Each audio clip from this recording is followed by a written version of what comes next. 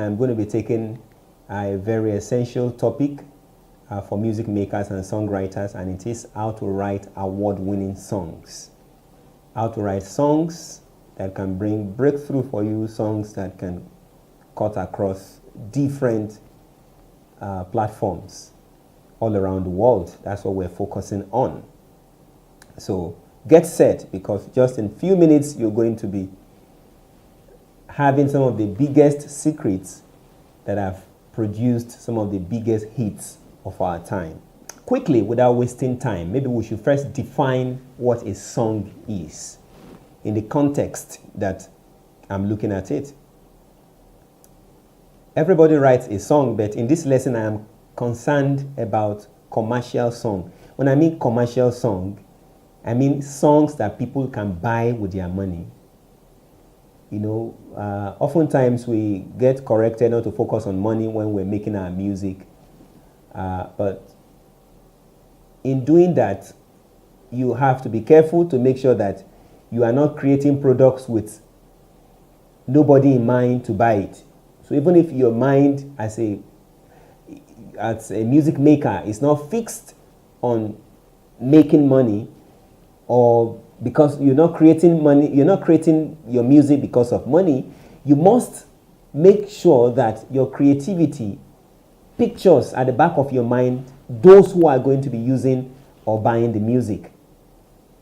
If people cannot part away with their money for your creativity, then it is a waste of effort. Not necessarily because you need the money, not because you're being creative because you want to make money, but because if people love something so much, they are willing to give something in exchange for it. So when I mean commercial music, maybe it is gospel or secular or instrumental music, whatever kind of music you make, the type that people can exchange money or some sort of value for, it's the kind of music I am talking about. So what is a song really?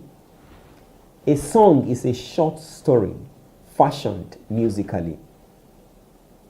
A song is a short story fashioned musically. It's as simple as that. So that means this lesson begins by letting you know that a great song is a story. We've heard a lot of great hits in recent times, in the last 10 years, that do not last more than 3 to 6 months on the chart, and then they are gone forever.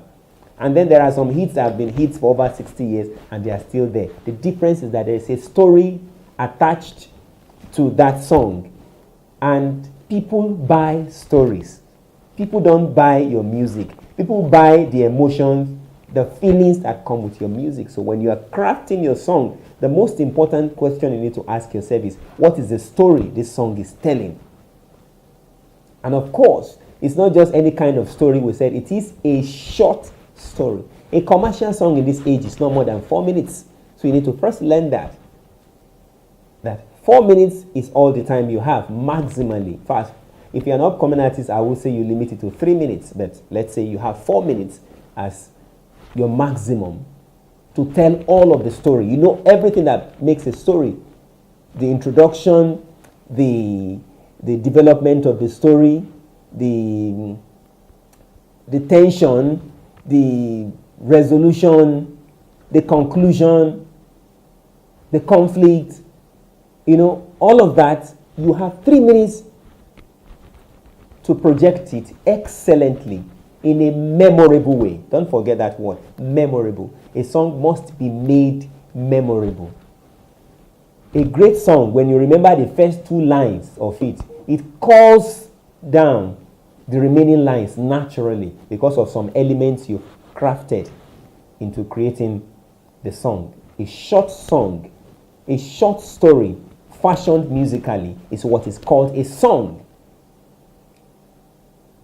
Fashioned musically. So don't forget that. Because you've got a fantastic story does not mean you can just roll it out anyhow. You have to bring in the music element for people to really enjoy it. So it's like you want to tell a story, but you're riding the vehicle of music to pass it across to your fans. So without wasting time, let us look at the different parts that makes up a commercial song.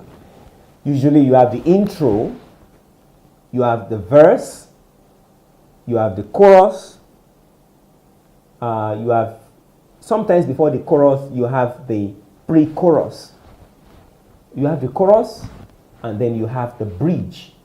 These are like the major parts of a song. So let's look at each section and what they do. The intro, this is the introduction that always appear at the start of the song. In popular music, this typically lasts between 4 to 8 bars. Some of you don't know what is a bar. If, for instance, the beats in your song goes 1, 2, 3, 4. 1, 2, 3, 4. Each counts. Each grouping of 4 is what we call a bar or a measure. So an intro shouldn't last longer than 8 of that kind of grouping. 1, 2, 3, 4. 1, 2, 3, 4. Maximally, you have about 8 of that kind of grouping. That makes an intro. If it's beyond that, then you crossing the boundary of what we're talking about, that you have maximum between 3 to 4 minutes. So that's the first thing you learn about your intro. And what is the work of an effective intro? An effective intro gives you a smooth landing or takes you to the beginning of the song in an effortless manner. It connects you to the beginning of your song. So it's like you want to preach a sermon, you want to tell a story, and you need an introduction. It's like something you say first that will further make people very expectant of the story. You're creating a great background for the story to ride on. So a story, an intro can be some set of instrumentals, playings that you put together. It can be just one instrument. Sometimes it can even be spoken words, and then the music starts. So you know the story you're about to tell. You should be able to tell, should be able to craft in all genuineness. I wrote a song many years ago. It goes this way. Have you really been in love before? Has someone truly loved you for once? You know the joy it brought to you and a lot of ecstasy. Okay, so that's the first line for the first few set of words in the song. If I'm to build an intro that takes me to that point, what do I create? See, music is about honesty. I know the feeling I am going into. I should create a feeling that lands into that. The progression of my song is starting.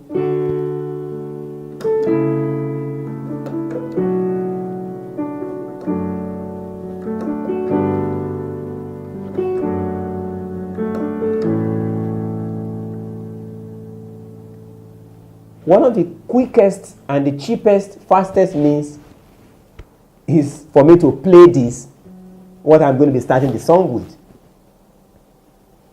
But you can improvise instead of just playing what you're going to be playing, what you're going to be starting with. We find a lot of songs starting that way. You just play the few set of chords that start the music. They play it first and then they start the main song.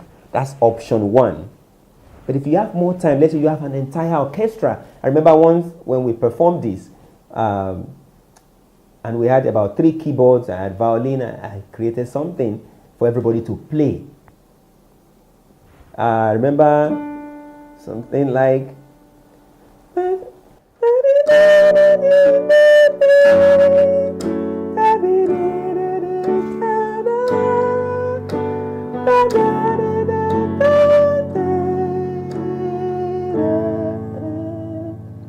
something like that.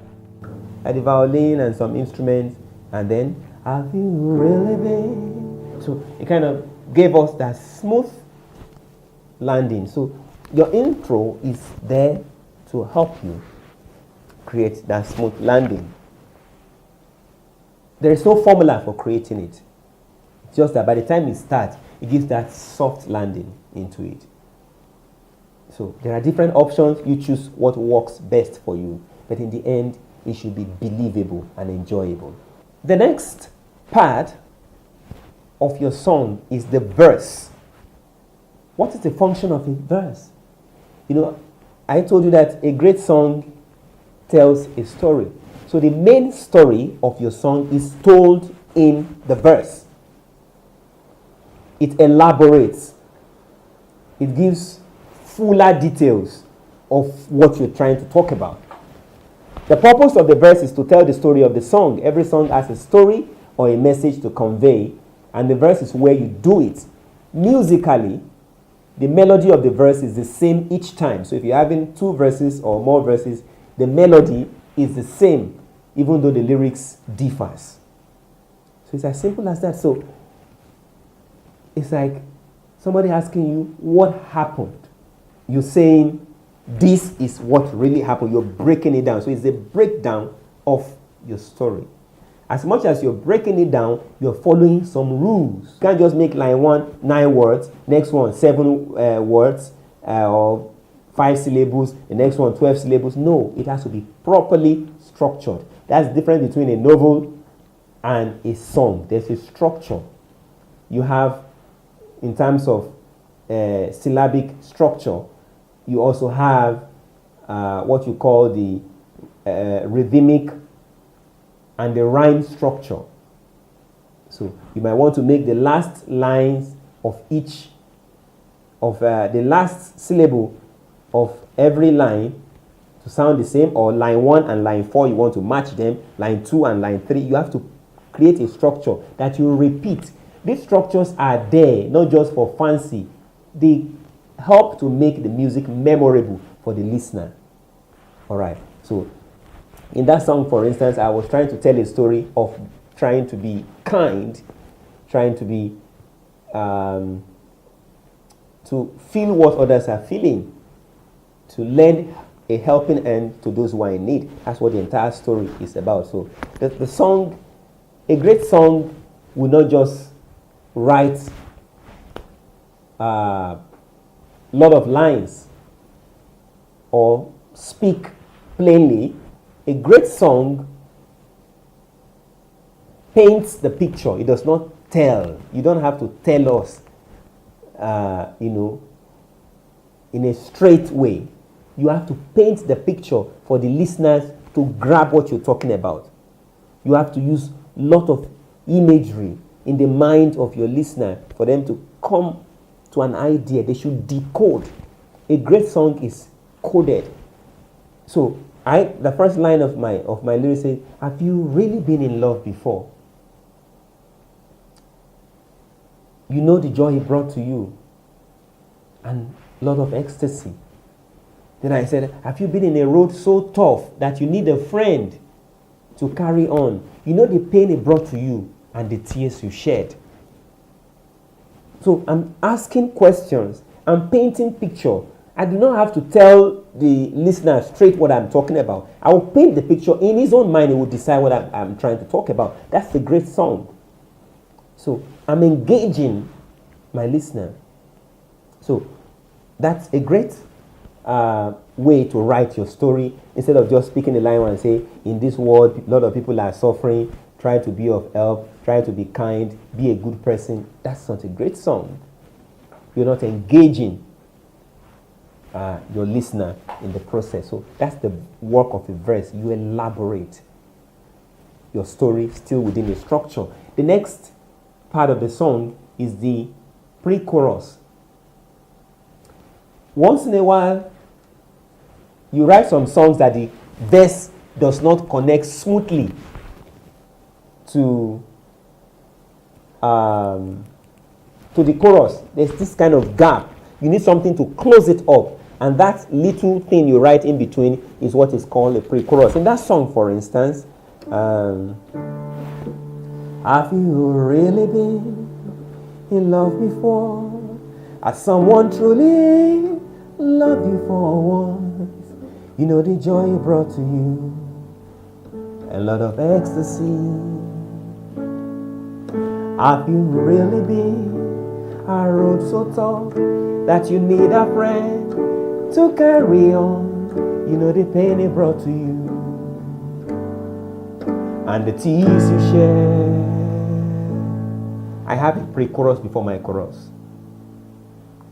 And it goes, once a while you need to think of a little dying world.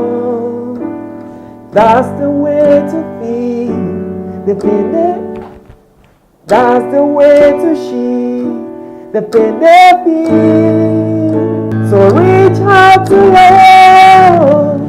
So my verse starts with reach out to your world. But I needed to connect it smoothly with the last part. That's why I say la la la la la la la da da da da da da. So there was a big disconnect between where my verse was going to end and where the chorus was going to start from. The last part of the verse was have you really been a road so tall that you need a friend to carry on? You know the pain it brought to you and the tears you shed. And my chorus was going to start at reach out to your world. There's a gap. I needed to close it up. And that closing up is what we usually call the pre-chorus. A smooth, a rise. Something that will build up to where your chorus is going to. The chorus is without doubt the most important part of your song. It is the most memorable part. It's the part people will remember if they forget everything else. So if you remind yourself that, then you have to put your best into your chorus. If you fail at the chorus level, then you failed in the entire song. What is the function of a chorus? You know? A chorus is like after telling a story and somebody asks you, so what's the moral of this lesson? What's the take home from this lesson? That's the function of a chorus. It summarizes the entire story. It puts it into a few set of words that you repeat, that gets stuck to the mind of the listener. That's the function of a great chorus. There are strategies to go about that. A great chorus is catchy and memorable. After hearing your song only even once, the listener should walk around all day with it stuck in their head. That's a great chorus. So the song I was singing, the verse took time to analyze, to ask questions. How does it feel to not be catered to? What does it feel like to not be loved? Paint a different story. But in the chorus, I said, reach out to your world, lend a helping hand. Okay, so you have to put your chorus together in a clever way. Clever in the sense that you've got to put in great rhymes. It is the rhymes that make the entire song stuck to the mind, to the heads of your listeners. And then after the chorus, you have the bridge, or what you call the middle eight, or the break. You know, the repetition of verse, chorus, verse, chorus, chorus. People get bored along the line when you're repeating this over and over, and that is the importance of the break. Sometimes, usually after the verse 1 chorus, verse 2 chorus, before taking your chorus again or repeating a verse, there's need for a break from the thing you've been feeding them with, and that's the importance of the break. That's why it's called the bridge. The bridge comes after the second chorus of your song, and its main purpose is to add contrast. This could be either a new chord progression that breaks up the repetitive verse chorus. Sometimes it's just an instrumental solo, a break from the usual singing, the routine.